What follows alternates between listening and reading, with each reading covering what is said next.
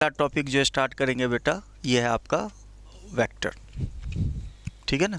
और उसके बाद हम स्टार्ट करने वाले हैं 3D, क्योंकि 3D में जो है वो वेक्टर का काफ़ी यूज़ है, ठीक है। तो वेक्टर स्टार्ट करेंगे तो सबसे पहले आप लोग बताएंगे कि वेक्टर होता क्या है, ठीक है ना। वेक्टर एक फिजिकल क्वांटिटी है जिसमें क्या क्या रहता है, इसके साथ साथ एक और चीज़ रहता है। हाँ, मतलब क्या है, इसमें 3 चीज़ का नाम लोगे। अगर आप लोगों ने जो 2 चीज़ का नाम लिया था, जैसे कि आप लोगों ने नाम लिया था मैग्नीट्यूड के बारे में, आप लोगों ने नाम लिया था डायरेक्शन के बारे में, अगर यही दोनों चीज़ वेक्टर रहता तो करंट जो होता वो बन जाता वेक्टर। लेकिन करंट जो होता है, जैसे कि बताओ बेटा 2 पॉइंट है ना, और यहाँ पे मान लो कि एक रेसिस्टेंस लगा देंगे, ये हो गया। और यहाँ पे एक मतलब अगर इसमें एक वोल्ट डालेंगे तो एक करंट हो जाएगा 5 एम्पियर का, ऐसे ही होता है ना। तो यहाँ पे करंट के पास क्या होता है, एक एरो रहता है। तो एरो के कारण ये क्या है, एक डायरेक्शन को कंटेन करता है ना। एरो जिसमें लग जाता है वही चीज़ क्या होता है, डायरेक्शन। ये जो 5 है वो 5 एक्चुअली में क्या है, इसका मैग्नीट्यूड है। तो इसके पास डायरेक्शन भी है, इसके पास मैग्नीट्यूड भी है। तो मैग्नीट्यूड डायरेक्शन दोनों है करंट के पास। तो करंट क्या होना चाहिए था, वेक्टर होना चाहिए था। लेकिन एक्चुअल में करंट क्या है, स्केलर है। करंट क्या है, स्केलर। ऐसा क्यों, क्योंकि करंट जो है वो वेक्टर का जो तीसरा प्रॉपर्टी है उसको फॉलो नहीं करता, है ना। इसका मतलब जो आप लोगों ने नहीं बोला है, मतलब कुछ ना कुछ छूट गया आपसे बोलना, है ना। वो जो क्या नहीं बोला है, तो आप क्या बोलोगे कि ये लॉ ऑफ ट्रायंगल या लॉ ऑफ पैरेललोग्राम को फॉलो करना चाहिए, है ना। यानी कि vector addition and subtraction law को फॉलो करना चाहिए, किसको, वेक्टर को, है ना। तो अब आपके पास 3 चीज़ हो गया, वैसा फिजिकल क्वांटिटी जिसके पास मैग्नीट्यूड हो, जिसके पास डायरेक्शन हो, और जो वेक्टर एडिशन रूल को फॉलो करे, है ना। तब जाके वो क्या कहलाता है, वेक्टर कहलाता है, नहीं तो वो वेक्टर नहीं होगा। आगे समझ में। तो वेक्टर के लिए क्या होगा बेटा, डेफिनेशन की फटाफट जल्दी जल्दी लिखते जाएंगे कि वेक्टर यहाँ पे इसकी डेफिनेशन में, है ना, it is a physical quantity, it is a physical quantity, it is a physical quantity having क्या क्या है इसके पास, तो पहला मैग्नीट्यूड, दूसरा डायरेक्शन एंड तीसरा क्या बेटा, जो वेक्टर एल्जेब्रा, है ना। वेक्टर एल्जेब्रा मतलब vector addition rule, vector subtraction rule, है ना। तो वेक्टर एल्जेब्रा को क्या करे बेटा, फॉलोज, है ना। तो जो वेक्टर एल्जेब्रा को क्या करता है, फॉलो करता है, कॉल्ड वेक्टर, है ना। It is a physical quantity having magnitude, direction and follows vector algebra called vector। आगे समझ में। तो वेक्टर का आज के बाद से क्या होगा बेटा, वो फिजिकल क्वांटिटी जिसके पास क्या हो बेटा, मैग्नीट्यूड हो, जिसके पास अपना डायरेक्शन हो, और जो वेक्टर एडिशन रूल, यानी कि एडिशन सब्ट्रैक्शन सबको क्या बोलते हैं, अलजेब्रा। लेकिन वेक्टर का अलजेब्रा अलग होता है, ठीक है ना। अदर अलजेब्रा अलग है, वेक्टर का अलजेब्रा अलग है। क्यों, क्योंकि अगर हम 2 किलो में 2 केजी में 3 केजी को अगर हम जोड़ देते हैं तो टोटल 5 केजी होता है ना। तो ये सिर्फ स्केलर का सम है ना। इसमें सिर्फ अमाउंट ऐड हो रहा है। लेकिन वेक्टर में जब वेक्टर जोड़ते हैं तो उसमें अमाउंट तो ऐड होता ही होता है, साथ ही साथ डायरेक्शन भी बदलता है, मतलब डायरेक्शन भी ऐड होता है। तो अमाउंट के साथ डायरेक्शन भी ऐड होता है बेटा, तब जाके एक फाइनल रिजल्टेंट वेक्टर मिलता है। इसीलिए हम क्या बोलेंगे, जो वेक्टर एल्जेब्रा को फॉलो करे, यानी कि वेक्टर एडिशन रूल को फॉलो करे, उसको हम लोग क्या बोलेंगे बेटा, वेक्टर। आगे समझ में। अब मैग्नीट्यूड का मतलब किससे है, डायरेक्शन का मतलब किससे है, अब बाद बाकी वेक्टर अलजेब्रा बाद में हम लोग पढ़ेंगे, ठीक है ना, ऑपरेशन ऑफ वेक्टर में। तो मैग्नीट्यूड एंड डायरेक्शन का क्या मतलब होता है वो अभी हम लोग पढ़ने वाले हैं, ठीक है ना। तो लिखिएगा बेटा यहाँ पे मैग्नीट्यूड एंड डायरेक्शन का क्या मीनिंग है। तो यहाँ पे देखिए बेटा, अब यहाँ पे दोनों चीज़ देखेंगे। ये आपका हो गया मैग्नीट्यूड एंड डायरेक्शन। मैग्नीट्यूड और डायरेक्शन क्या होता है और इसको हम कैसे समझेंगे, ठीक है ना। चलिए मान लो कि ये दो पॉइंट है बेटा, एक पॉइंट का नाम ए है और दूसरे पॉइंट का नाम बी है। क्लियर है बेटा। अच्छा, अब हमें ए से बी को ज्वाइन करके एक रास्ता बनाना है। क्लियर है बेटा। तो यानी तो ए से बी को हमें जाना है। तो दो तरीका होगा, या तो अगर जब आप ए पे होंगे तो ए से बी की ओर चलना स्टार्ट करेंगे तो डायरेक्शन ए से कहाँ जाएगा, बी की तरफ। अच्छा, अगर आप बी पे होंगे बेटा तो आप बी से ए जब चलेंगे तो डायरेक्शन किधर की ओर होगा बेटा, ए के तरफ। समझ में आ गया। तो डायरेक्शन डिपेंड करता है कि किधर जाना है ना। ए टू मतलब टूवर्ड्स बी जाना है या टूवर्ड्स ए आना है। आगे समझ में। तो ये तो हो गया डायरेक्शन। आगे समझ में। तो डायरेक्शन जो होता है वो डायरेक्शन का मतलब है एरो का हेड, है ना। डायरेक्शन क्या किससे हमें पता चलता है, डायरेक्शन कौन बताता है, तो एरो हेड। एरो जो लगता है बेटा, है ना, एरो का जो हेड होता है उससे हमें डायरेक्शन पता चलता है कि हम किधर की ओर जा रहे हैं, ठीक है ना। अगर ए से बी की तरफ तो हेड बी की तरफ होगा, और बी से ए की तरफ आएंगे तो हेड ए की तरफ लग जाएगा। आ रहे समझ में। तो ये तो हो गया डायरेक्शन। अब बात आता है मैग्नीट्यूड के बारे में। मैग्नीट्यूड क्या है, अमाउंट। अमाउंट यानी कि दूरी। याद रखना, नहीं दूरी कभी निगेटिव होता है क्या, नहीं ना, दूरी कभी भी निगेटिव नहीं होता है।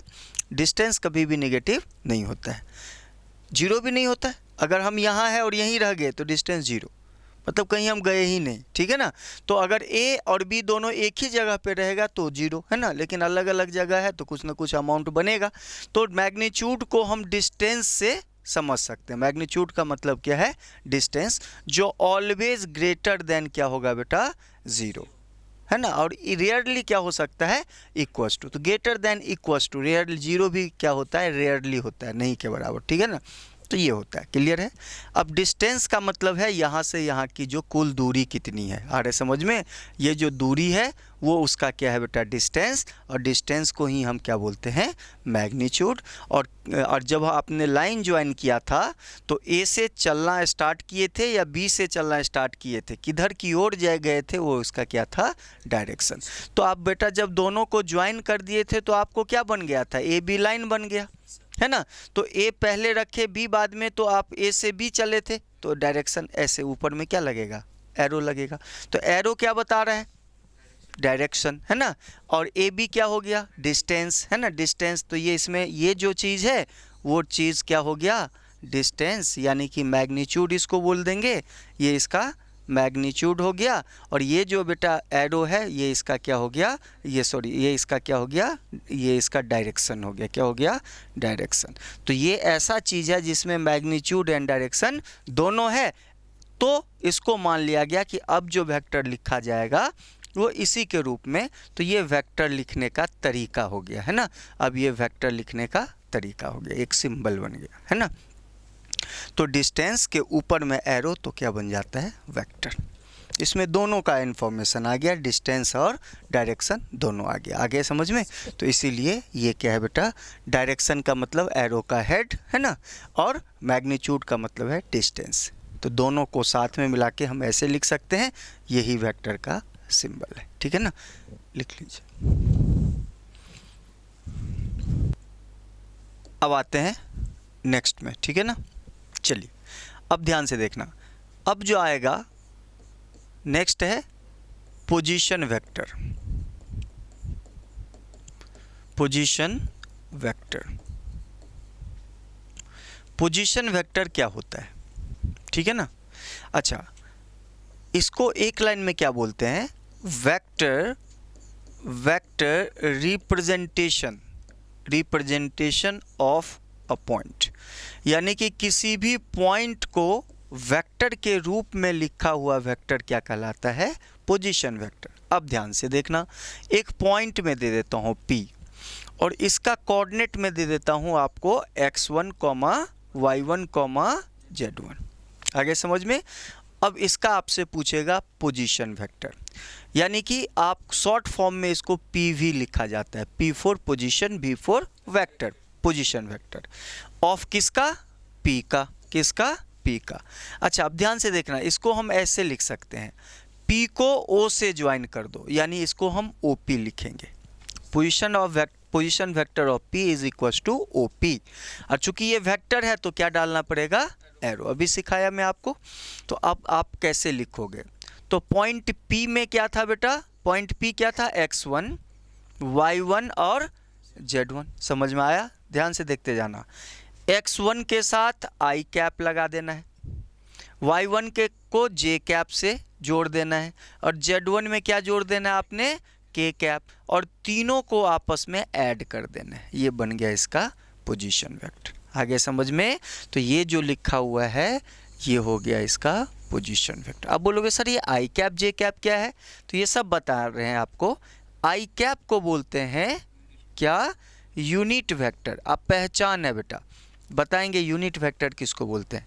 ये जो कैप है बेटा, कैप सिंबल होता है किसका? Unit vector.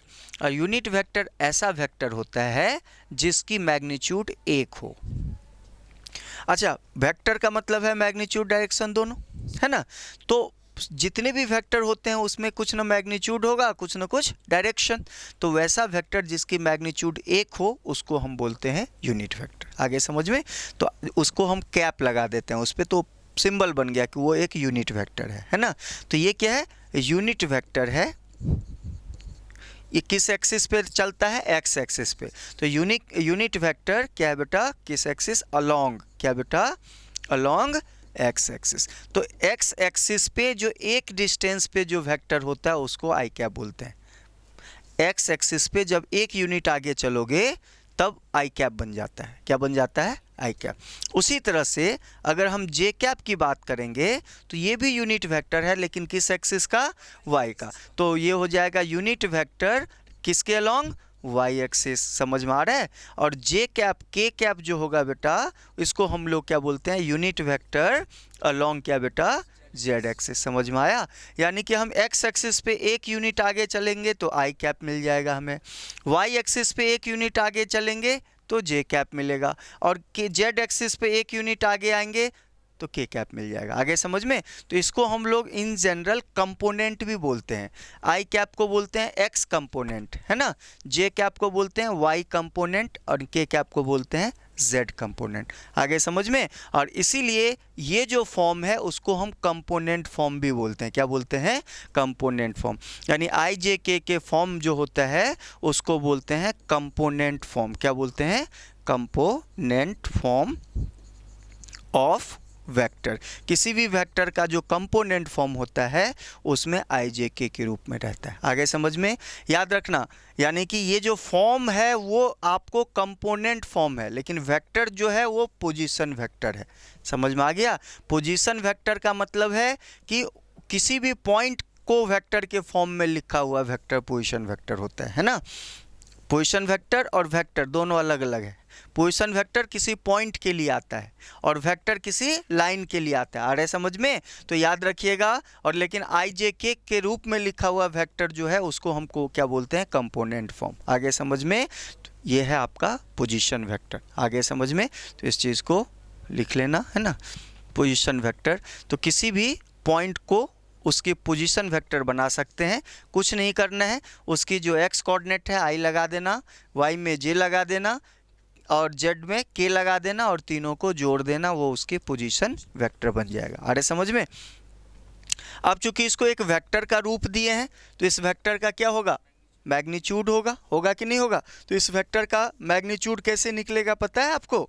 यानी कि आपने जो ओपी वेक्टर बनाया है वो बना लिया है एक्स आई प्लस वाई जे, y1 जे प्लस z1 के, यही तो बनाए हैं।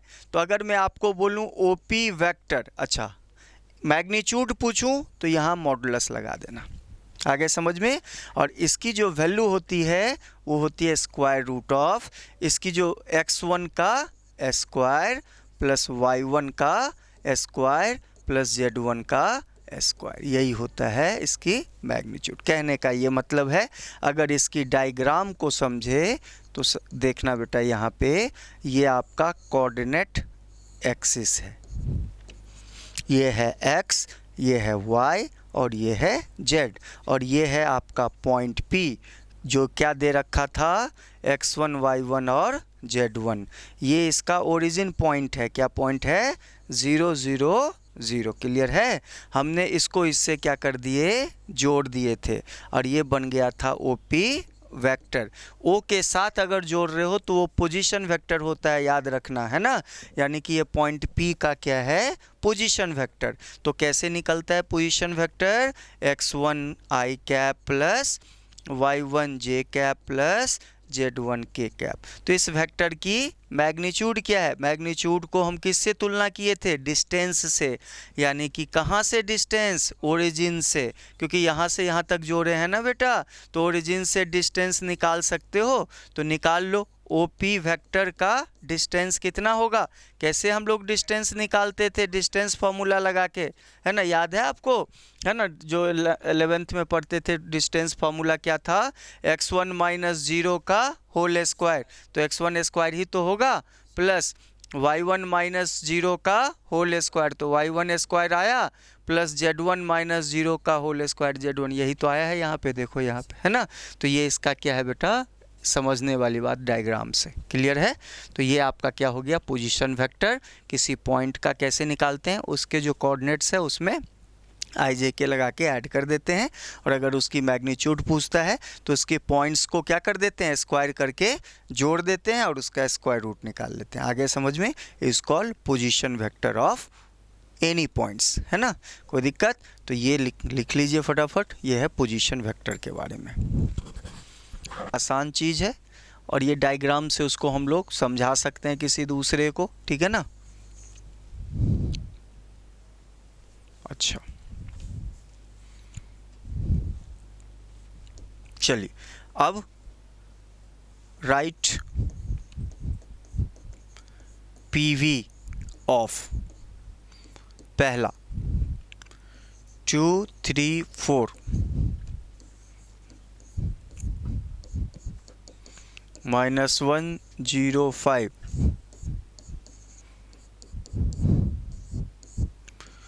2 0 0, इस तीनों का पोजीशन वेक्टर कंप्लीट कीजिए। तो सिंपल है।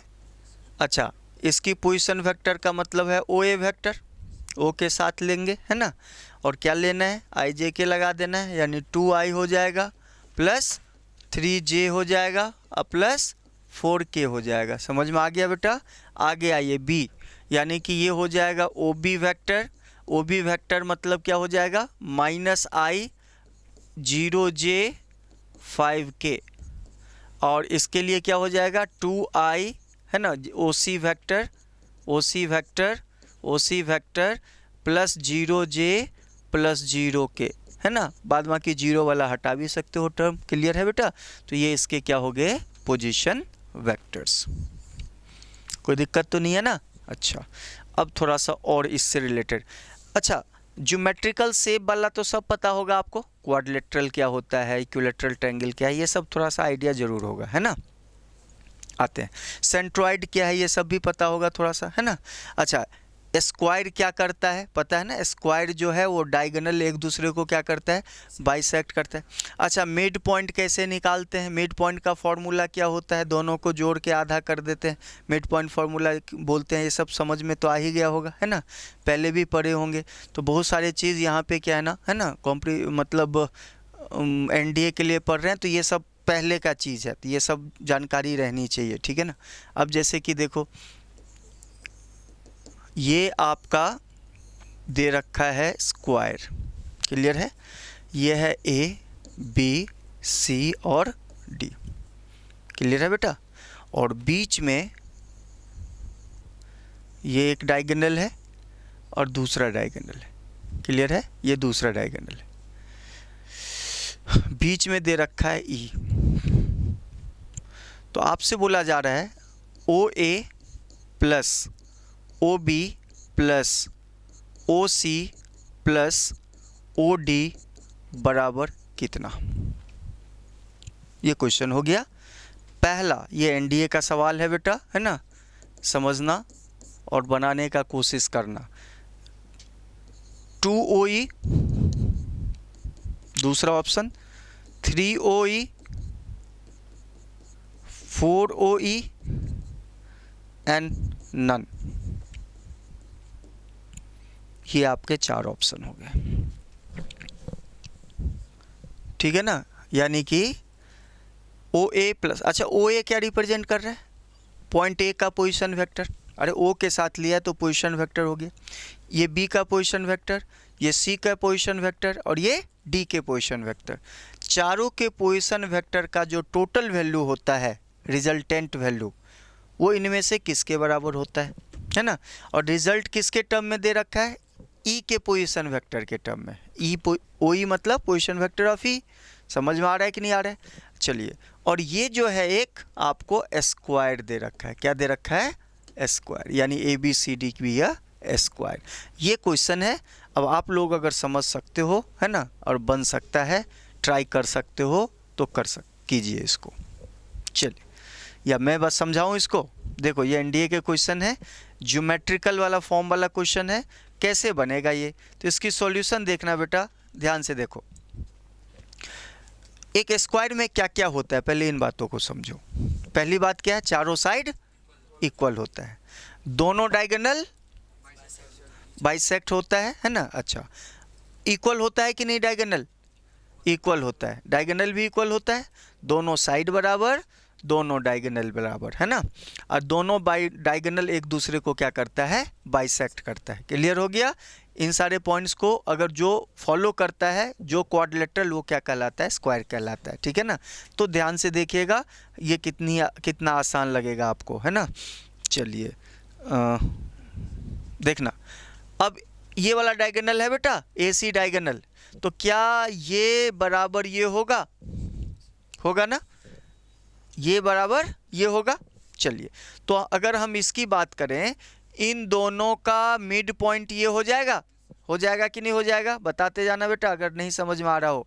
तो AC का मिड पॉइंट ये होगा कि नहीं, तो E be the mid point of क्या, AC। तो आप बताना E बराबर A प्लस सी बाई 2 होगा कि नहीं होगा मिड पॉइंट के लिए। ऐसे ही तो मिड पॉइंट का फॉर्मूला लगाते हैं। अच्छा, अब इसको वेक्टर में लाना है, तो क्या किया जाए, OE वेक्टर बराबर कितना, सबको पोजीशन वेक्टर में लाओ, तो OA vector plus OC vector whole upon कितना, तो क्रॉस मल्टीप्लाई करो तो क्या होगा बेटा, OA vector plus OC vector बराबर कितना, 2 into OE vector is equation क्या बेटा, फर्स्ट। तो एक डायगोनल से एक इक्वेशन निकला, अब दूसरे डायगोनल से एक और इक्वेशन निकलेगा। दोनों इक्वेशन को अगर ऐड कर देंगे तो हमारा क्या निकल जाएगा, इसकी वैल्यू निकल जाएगा। अरे एक में किसका सम मिल गया, OA-OC का मिल गया, तो A और C पॉइंट से मिल गया, है ना। A और C पॉइंट से डायगोनल OA-OC का सम दे दिया। अब दूसरे डायगोनल किसका सम देगा, BD OB और OD का सम। तो दोनों को इक्वेशन को जोड़ देंगे तो चारों सम नहीं आ जाएगा, OA OB। तो ये कितने के बराबर हो जाएगा, 4 OE के बराबर, देख लो, है ना। अब आप, ये हो गया पहला स्टेप, है ना, पहला। अब दूसरे काम क्या करना है, अब आओ यहाँ पे, कौन सा डायगोनल से, BD डायगोनल से। अगेन क्या है बेटा, E be the mid point of कौन सा डायगोनल बेटा, BD डायगोनल। समझ में आया कि नहीं आया, है ना, BD DIAG डायगोनल, है ना। तो क्या हो जाएगा, again E is equals to क्या होगा बेटा, B प्लस D बाई 2, है ना। और इन वेक्टर फॉर्म क्या लिख सकते हैं इसको, OE vector is equals to कितना, OB प्लस OD बाई कितना बेटा, 2। कोई दिक्कत, तो यहाँ से क्रॉस मल्टीप्लाई करोगे तो OB vector plus OD vector बराबर 2 into OE vector is equation क्या, 2। तो by adding first and second what will get, OA plus OC plus OB plus OD, is equals to what, is equals to 4OE। Equation मतलब option C is the right option. तो ये बहुत ही मतलब अच्छा question था और ये बहुत बार पूछ चुका है एग्ज़ाम में, ठीक है ना। तो लिखिए यहाँ पे लिख देंगे by adding first and second क्या हो जाएगा बेटा, OA plus OB plus OC plus OD is equals to 4 times of OE। Hence option क्या हो गया बेटा, option third is a right option. Clear है, लिख लेना, is very very important question.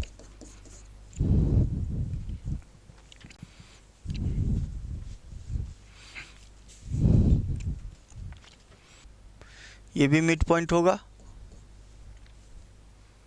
यानी AC के भी मिड पॉइंट ही होंगे और BD के भी मिड पॉइंट ही होंगे। ये प्रॉपर्टीज होता है किसका, स्क्वायर के डायगोनल्स बाइसेक्ट कर।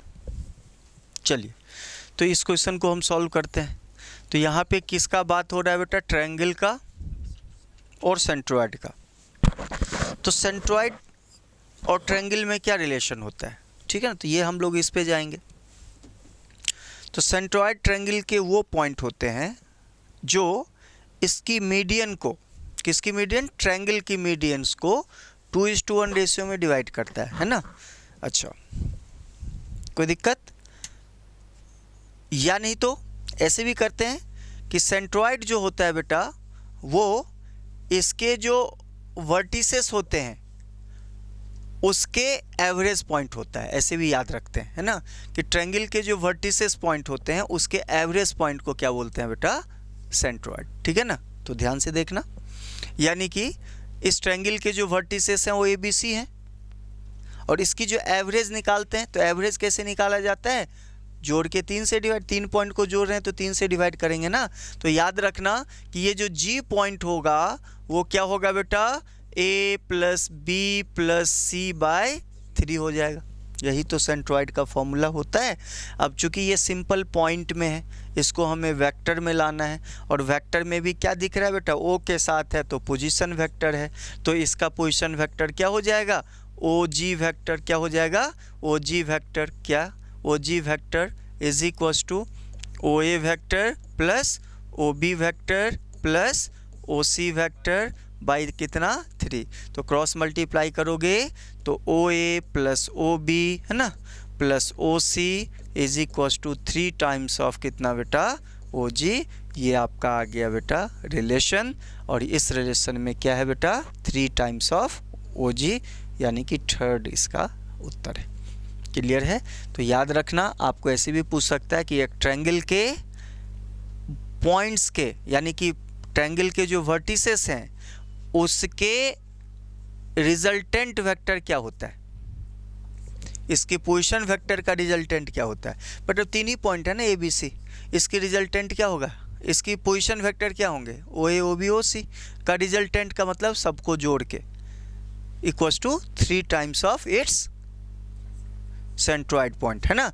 तो याद रखना OA plus OB plus OC is the resultant vector of, resultant of its position vectors of vertices, है ना, is equals to 3 times of क्या बेटा, इस सेंट्रॉइड। आगे समझ में। तो याद रखना ये सब क्या है, एक रिलेशंस भी है ना, और इस सबको डायरेक्ट पूछता है तो सीधा टिक करेंगे वहाँ पे, कोई दिक्कत तो नहीं है ना। तो ये आपका क्या हो गया, कोई ज्योमेट्रिकल शेप से रिलेटेड चीज़, ठीक है ना। चलिए अब आते हैं बेटा लिखना वेक्टर रिप्रेजेंटेशन। अगला topic vector representation of a line joining 2 points, ठीक है ना। ये हो गया आपका अगला, यानी कि 2 पॉइंट को जो ज्वाइन करेंगे एक लाइन से तो उसको वेक्टर के रूप में कैसे लिखा जाएगा, है ना। तो आपके पास 2 पॉइंट है, देखिएगा बेटा 2 पॉइंट ले लेते हैं। माना कि एक पॉइंट A है ना, एक पॉइंट A है जिसका कोऑर्डिनेट है x1 y1 z1, एंड दूसरा पॉइंट बेटा B है, इसका कोऑर्डिनेट है x2 y2 और z2। हमने कर लिया दोनों को ज्वाइन, तो अब इसको हमें किस रूप में लिखना है, AB वेक्टर के रूप में। समझ में आ गया। तो डायरेक्शन किधर की ओर है, B की तरफ, तो यहाँ भी आप क्या दिखाओगे, बी की तरफ, है ना। तो क्या करना है बेटा, याद रखना इसको कैसे लिखते हैं। तो ये क्या है, इनिशियल वेक्टर, स्टार्ट यहाँ से किए और फाइनल कहाँ पे किए, कर रहे हैं बी पे, तो उल्टा से लिखते हैं पोजीशन वेक्टर ऑफ क्या, B, minus position vector of क्या बेटा, ए, इस वेक्टर ए बी। समझ में आया, ये फॉर्मूला बनता है। ए बी वेक्टर मतलब बी में से ए को घटाना है, मतलब लास्ट में से फर्स्ट को माइनस करके आई जे के लगा देना है। तो इसी रूप में देखो, लास्ट में से, तो पहले आप x में से x को घटाइए, यानी डायरेक्शन किधर की ओर है, b, तो इसमें से ये घटेगा।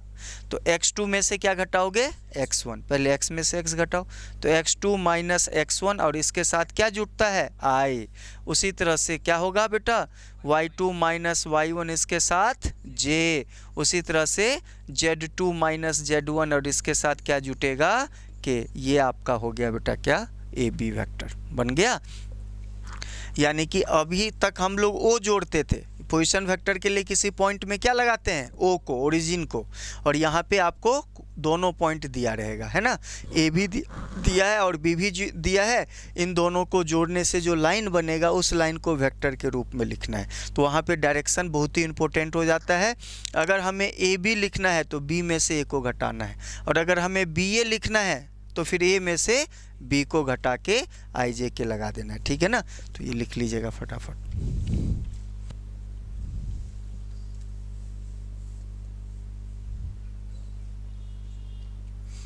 Find vector form of A line joining this 2 point and also find its magnitude. तो सिंपल सा चीज़ है बेटा, है ना। अब 2 पॉइंट दे दिया, पहला और दूसरा, तो एक को हम ए मान लेते हैं, एक को बी मान लेते हैं। अब इस ए बी का हम क्या रूप ले लेते हैं, वेक्टर फॉर्म, है ना। तो वही बी में से ए को घटा देंगे, तो -1 में से 2 घट जाएगा, तो -3 इसके साथ आई लगा दो। फिर 0 में से 1 घट गया तो -1 के साथ जे लगा दो। 7 में से 3 गया तो 4, तो +4 के लगा दो। तो ये बन गया वेक्टर फॉर्म। अब बोल रहा है कि इसकी मैग्नीट्यूड भी बताइए। तो इसकी मैग्नीट्यूड मैंने बता रखा है बेटा, मैग्नीट्यूड जब निकालना हो तो डिस्टेंस निकाल लेना है। और डिस्टेंस कैसे निकलता है, इसका स्क्वायर प्लस इसका स्क्वायर प्लस इसका स्क्वायर। अगर साइन रहेगा माइनस तो माइनस को लेके स्क्वायर करना है, ठीक है ना। तो इसका जो आंसर हो गया 9 + 1 + 16, तो answer is √26 is the magnitude. आगे समझ में। तो अभी तक तो आसान सा चीज़ चल रहा है ना, कि पोजीशन वेक्टर क्या होता है, ठीक है ना, वेक्टर रूप में हम कैसे लिखते हैं, ठीक है ना, 2 पॉइंट को। अब लिखना DR एंड DC, काफ़ी important topic, direction ratio and direction cosine, बहुत ही इंपॉर्टेंट टॉपिक है बेटा। इस टॉपिक का नाम हो जाएगा DR एंड, हाँ ले आइए, DC, direction ratio and direction cosine.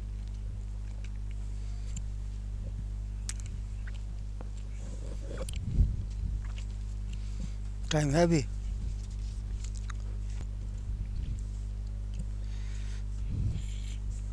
ठीक है ना। तो DR और DC क्या होता है,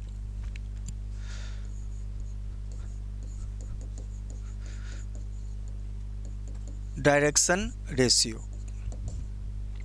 एंड इसको बोलते हैं डायरेक्शन कोसाइन। कोई एक्सप्लेन कर सकता है? तो सबसे पहले हम इसको कोसाइन करते हैं, अच्छा इसको एक्सप्लेन करते हैं, ठीक है ना। इसका पहली बात तो सिंबल, इसको हम क्या लिखते हैं बेटा, ध्यान से देखना, LMN से रिप्रेजेंट किया जाता है।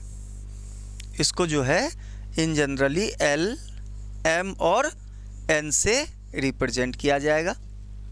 और इसको जो रिप्रेजेंटेशन है इसके लिए, इसको हम A, B और C से रिप्रेजेंट करते हैं। क्लियर है। L = cos अल्फा होता है, M = cos बीटा होता है, और N = cos गामा होता है, ठीक है ना। अब ये अल्फा बीटा गामा कहाँ से लिंक होगा, अरे समझ में। और ऑब्वियसली अल्फा बीटा गामा क्या है, एंगल है, तो कहीं ना कहीं फिगर में हमें देखना पड़ेगा कि कहाँ है ये चीज़, दिखाना पड़ेगा। तो याद रखिए, अब मैं ये सब कुछ समझा रहा हूँ, तो आप ये समझना है आपने डायरेक्शन कोसाइन। डायरेक्शन रेशियो क्या है? इसका एक प्रोपोर्शनल वैल्यू है, ठीक है ना। ये समझ लेंगे तो इसी का ये प्रोपोर्शनल में चलता है, ठीक है ना। अब इसको समझाने के लिए हम एक कोऑर्डिनेट प्लेन में आते हैं। एक पॉइंट ले लेते हैं बेटा P। इस P का पोजीशन वेक्टर क्या होगा? यही होगा पोजीशन वेक्टर, होगा ना। अच्छा, अब ये एक लाइन का रूप ले चुका है, यानी ये कौन सा हो जाएगा? OP। अच्छा, ये लाइन एक्स एक्सिस से क्या कुछ एंगल बना रहा है? इसी एंगल को अल्फा बोलते हैं, और इस एंगल का जो कॉस वैल्यू होता है, कॉस अल्फा को L बोलते हैं। आगे समझ में? अच्छा, ये जो लाइन है वो वाई एक्सिस से कुछ एंगल बना रहा है, इसको बीटा बोला जाता है। और ये लाइन जेड एक्सिस से भी कुछ एंगल बना रहा है बेटा। ये बेटा एक लाइन में नहीं होता है, जेड एक्सिस ऐसे होता है। आगे समझ में? तो ये जो है वो क्या होता है? गामा। आगे समझ में? तो अल्फा बीटा गामा क्या है? अल्फा क्या है बेटा? ये है एंगल ऑफ किसका? OP vector. किससे? विथ कौन सा एक्सिस से? एक्स एक्सिस से। एक्स एक्सिस से ही एंगल अल्फा बनता है ना। अच्छा, बीटा क्या है? Angle of again OP vector with कौन सा axis? Y axis. And gamma क्या होता है बेटा? Angle of position vector P with respect to कौन सा एक्सिस? Z axis. तो कोई भी लाइन को अगर 3D में डालेंगे ना, तो तीनों एक्सिस से कट कटा के कुछ ना कुछ क्या बनाएगा? एंगल बनाएगा। तो एक्स एक्सिस के साथ जो एंगल बनाएगा उसको अल्फा नाम दे देंगे, वाई एक्सिस के साथ वाले को बीटा, और जेड के साथ वाले को गामा। आगे समझ में? और इन तीनों एंगल का जो कोसाइन वैल्यू होता है, कोसाइन नाम में भी क्या लगा हुआ है? कोसाइन। इसी को हम उस लाइन का डायरेक्शन कोसाइन बोलेंगे। आगे समझ में? तो इसकी जो कॉस वैल्यू होगा वही क्या कहलाएगा? Direction cosine. यानी कि cos alpha comma cos beta comma cos gamma is called DC, क्या? डायरेक्शन कोसाइन ऑफ किसका? OP वेक्टर का। आगे समझ में? क्योंकि एंगल तो फिक्स ही होगा, और एंगल फिक्स होगा तो DC फिक्स होगा। हो गया कि नहीं? अब एक लाइन है बेटा, एक्स एक्सिस से तो एक ही एंगल पे होगा कि नहीं होगा? मल्टीपल एंगल थोड़ा ना बन सकता है ना। तो इसीलिए अल्फा फिक्स, बीटा भी फिक्स और गामा भी फिक्स। तो cos alpha cos beta cos gamma fix, यानी LMN भी क्या होगा? फिक्स ही होगा। कोई दिक्कत? तो ये जो फिगर है वो डायरेक्शन कोसाइन को एक्सप्लेन करता है, ठीक है ना। तो अगर आपसे कोई पूछता है कि डायरेक्शन कोसाइन क्या है, तो आप बोलोगे किसी भी पॉइंट का पोजीशन वेक्टर या कोई भी वेक्टर तीनों ही एक्सिस से जो जो एंगल बनाता है उसकी कोसाइन वैल्यू, उसका डायरेक्शन कोसाइन कहलाता है, ठीक है ना। लिख लेना।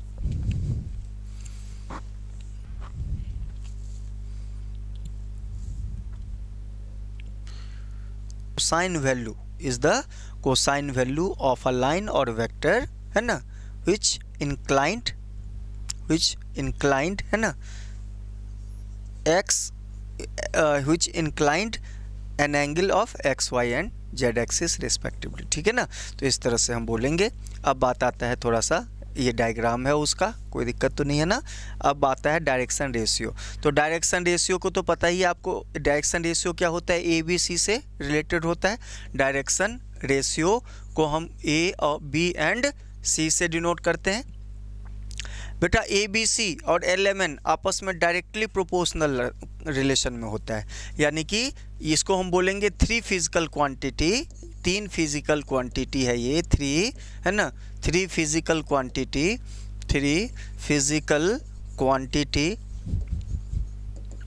which is directly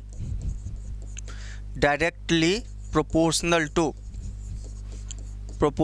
to direction cosine called direction ratio. यानी A जो होता है वो डायरेक्टली प्रोपोर्शनल होता है L का, B जो होता है डायरेक्टली प्रोपोर्शनल होता है M का, एंड सी जो होता है डायरेक्टली प्रोपोर्शनल होता है बेटा एन का। आ रहा है समझ में? तो डी आर और डी सी में यही रिलेशन होता है डायरेक्टली प्रोपोर्शनल का, यानी कि कोई भी लाइन का अगर डी सी बढ़ेगा तो डी आर भी बढ़ेगा और डी सी घटेगा तो डी आर भी घटेगा। तो ये डी आर और डी सी में रिलेशन होता है। समझ में आ गया बेटा? तो ये आपका था डी आर और डी सी। कोई दिक्कत है इसमें? नहीं ना? एक क्वेश्चन लेते हैं ताकि आप लोगों को समझ में आए। लिखेंगे find D C of a line makes 45 degree, 60 degree and 120 degree with x, y and z axis respectively.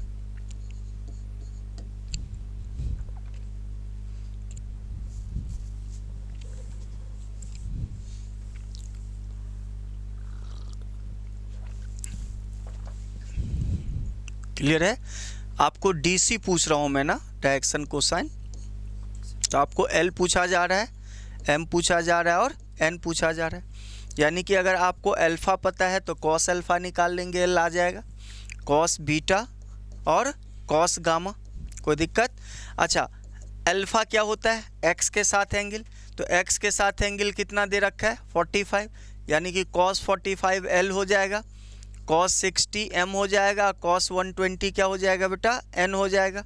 और कॉस 45 1/√2 होता है, कॉस 60 1/2 होता है और कॉस 60 1/2 होता है, 1/√2 ही तो होता है, और कॉस 120 1/-1/2 होता है ना? तो ये आपका हो गया बेटा एल, एम और एन की वैल्यू। कोई दिक्कत तो नहीं है ना? है ना? है कोई दिक्कत? अच्छा, अब रिलेशन, या नहीं तो कुछ ऐसे लिखेंगे फैक्ट्स, इम्पोर्टेंट फैक्ट्स। ये फैक्ट्स याद रखना, डी आर और डी सी का है।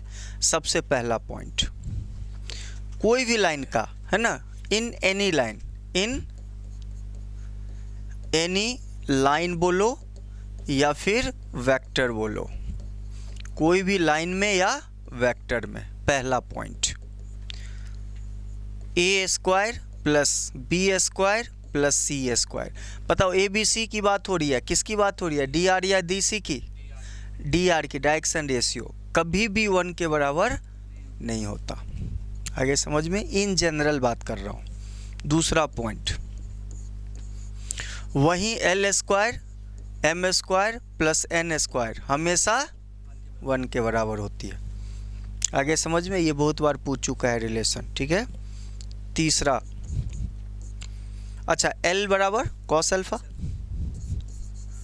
Cos square alpha plus cos square beta plus cos square gamma is equal to 1। अच्छा, कॉस को अगर साइन में कन्वर्ट करें तो 1 माइनस साइन स्क्वायर, यहाँ भी 1 माइनस साइन, वहाँ भी 1 माइनस साइन। सॉल्व करने पे अगर हम इसको साइन में लेके आएँ तो sine square alpha plus sine square beta plus sine square gamma का मान हमेशा 2 के बराबर आता है। चौथा। पांचवा, बेटा आप लोगों में से कौन ऐसा बच्चा है जो हमें बता सकता है कि वो कौन सा वेक्टर है जिसका ये भी 1 होता है और ये भी 1 होता है? ये तो 1 तो सभी का होता है, ठीक है ना, लेकिन ये भी 1 होता है।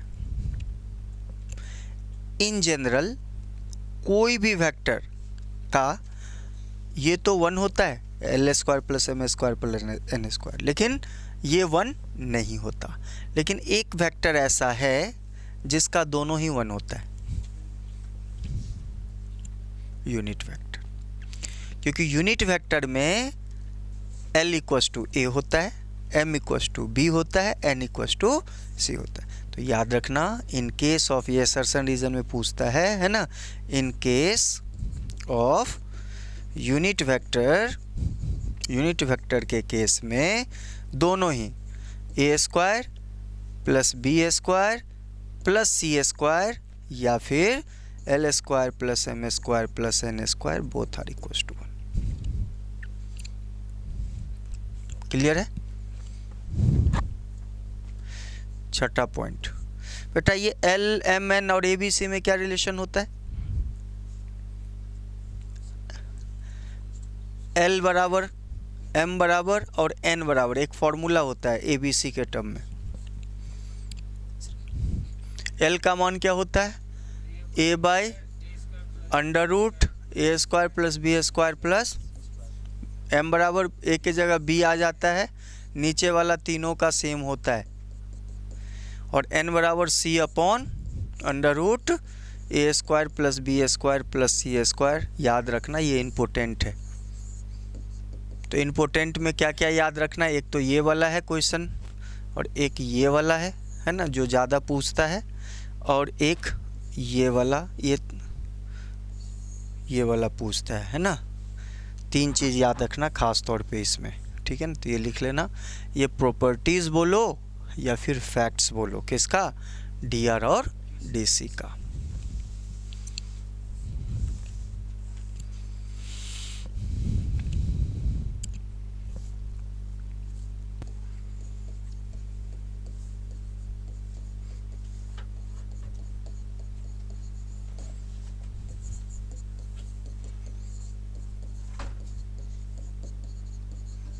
कौन बताएगा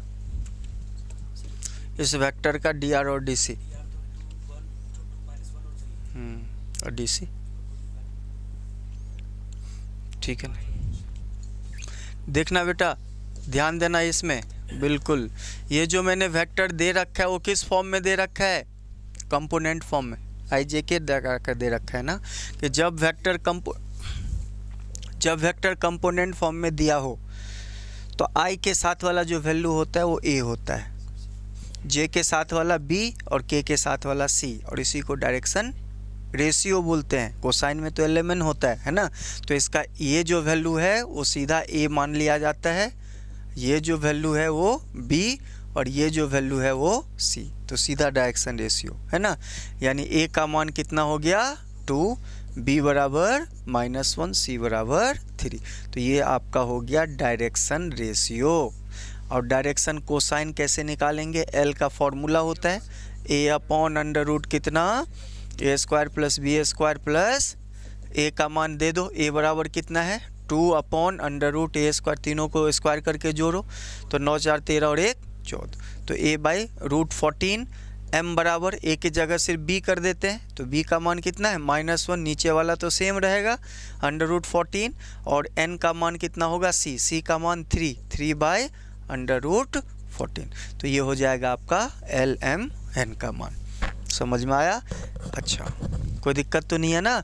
अगर कोई वेक्टर इस रूप में दे सीधा आई जे के रूप में दे तो सबसे आसान, इसका आई जे के का जो कोएफिशिएंट है वो डायरेक्शन रेशियो है, ए बी सी निकल गया, और एल एम एन का फॉर्मूला होता है, एल एम एन निकालने का फॉर्मूला होता है ए बी सी के रूप में, ठीक है ना। कोई दिक्कत? लिखना, इस क्वेश्चन को बनाओ। Find D R and D C of a vector of a line joining 2 -1 3 and 4 0 5.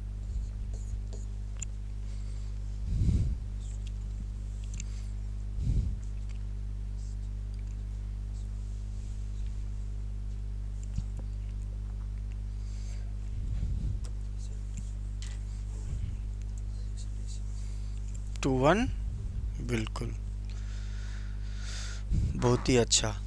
A B और सी अभी बताए थे ना, 2 पॉइंट को जोड़ने वाले लाइन को वेक्टर में कैसे लाते हैं? घटा के ना बेटा। तो 4 में से 2 घटा देना तो ए बराबर 2 हो जाएगा बेटा। 0 में से घटा देना -1 तो 1 बचेगा बेटा। 5 में से 3 गया 2, तो ये हो गया ए बी सी, निकल गया डायरेक्शन रेशियो। तो एल एम एन निकालने में कुछ रहा क्या? तो 2 बाई अंडर रूट 4 4 8 1 9, तो 3 हो गया। 1/3 हो जाएगा और 2/3 हो जाएगा ये आंसर। कोई दिक्कत है ना? कोई दिक्कत? लिखना फाइंड DR एंड DC, या नहीं तो फाइंड डायरेक्टली लिखो, find DC direction cosine, find DC of a line which is equally inclined by all the axes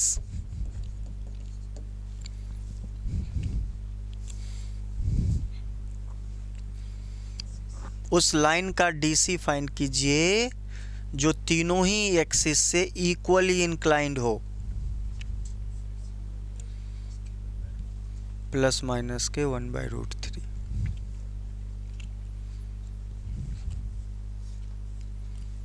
बिल्कुल। अब क्वेश्चन में क्या बोल रखा है कि यही ना बेटा, ये 3 हो गया।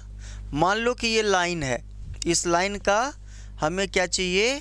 DC चाहिए, जो X, Y और Z से इक्वली इंक्लाइंड हो। तो ये अल्फ़ा होता है, ये बीटा और ये, तो क्वेश्चन के अकॉर्डिंगली अल्फ़ा बराबर यही तो बोल रहा है। तो बताना कॉस अल्फ़ा बराबर कॉस गामा हो जाएगा, यानी L बराबर M बराबर N हो जाएगा। तो क्वेश्चन में क्या होता है? L² plus M² plus N² कितने के बराबर? तीनों आपस में क्या है? इक्वल। तो हम लिख सकते हैं 3L² बराबर 1। तो L बराबर प्लस माइनस 1/√3 नहीं हो जाएगा? तो वही M भी होगा और उतना ही N भी होगा। तो आंसर हो जाएगा प्लस माइनस 1/√3, है ना? तो ये पूछ रखा है NDA में क्वेश्चन। आगे समझ में कोई डाउट तो नहीं है ना? तो ये आपका क्या था आज का क्लास, है ना? तो वेक्टर हमने स्टार्ट किया। वेक्टर वो फिजिकल क्वांटिटी है जो अपने साथ 3 चीज़ को रखता है, एक तो मैग्नीट्यूड, एक डायरेक्शन, और जो वेक्टर अलजेब्रा को फॉलो करता है, जनरल अलजेब्रा नहीं, वेक्टर अलजेब्रा। क्यों? क्योंकि इसमें सिर्फ मैग्नीट्यूड ही नहीं है ना, इसमें डायरेक्शन भी है। तो एडिशन में मैग्नीट्यूड भी ऐड होगा, डायरेक्शन भी कुछ चेंज होगा, ठीक है ना? तो ये चीज़। दूसरा क्या है कि हमने क्या देखा कि इसमें एक पोजीशन वेक्टर बनती है। पोजीशन वेक्टर का मतलब है किसी भी पॉइंट का वेक्टर फॉर्म, है ना? तो उसको ओरिजिन से ज्वाइन करके बताया जाता है। उसके बाद हमने क्या देखा बेटा? Direction ratio. डायरेक्शन कोसाइन क्या है? तो डायरेक्शन रेशियो और डायरेक्शन कोसाइन में, डायरेक्शन कोसाइन क्या होता है? किसी भी पॉइंट का पोजीशन वेक्टर या कोई भी वेक्टर तीनों एक्सिस से जो इंक्लाइनेशन लेता है उसकी कोसाइन वैल्यू उसका क्या होता है? Direction cosine. और डायरेक्शन रेशियो क्या है? कि एक ऐसा फिजिकल क्वांटिटी जो डायरेक्टली प्रोपोर्शनल चलता है, किसका? डायरेक्शन रेशियो, डायरेक्शन कोसाइन का वो डायरेक्शन रेशियो होता है। डायरेक्शन कोसाइन को इन जनरल LMN से डिनोट किया जाता है, डायरेक्शन रेशियो को ABC से। इसमें कुछ फैक्ट्स हैं जिसको हमें जाननी चाहिए। तो क्या है कि पहला कि कोई भी वेक्टर का डायरेक्शन कोसाइन के स्क्वायर का सम 1 होता है, डायरेक्शन रेशियो के स्क्वायर का सम 1 नहीं होता। लेकिन एक स्पेशल वेक्टर है, यूनिट वेक्टर, जिसमें दोनों में से किसी के स्क्वायर का सम करेंगे तो 1 हो जाएगा, है ना? दूसरा क्या है कि वही cos square alpha plus sine cos square beta plus cos square gamma कितने के बराबर होता है? 1 के बराबर। और दोनों में LMN और ABC में जो रिलेशन है वो इम्पोर्टेंट है, उसके लिए वो चीज़ याद रखिएगा। चलिए आज के लिए इतना ही।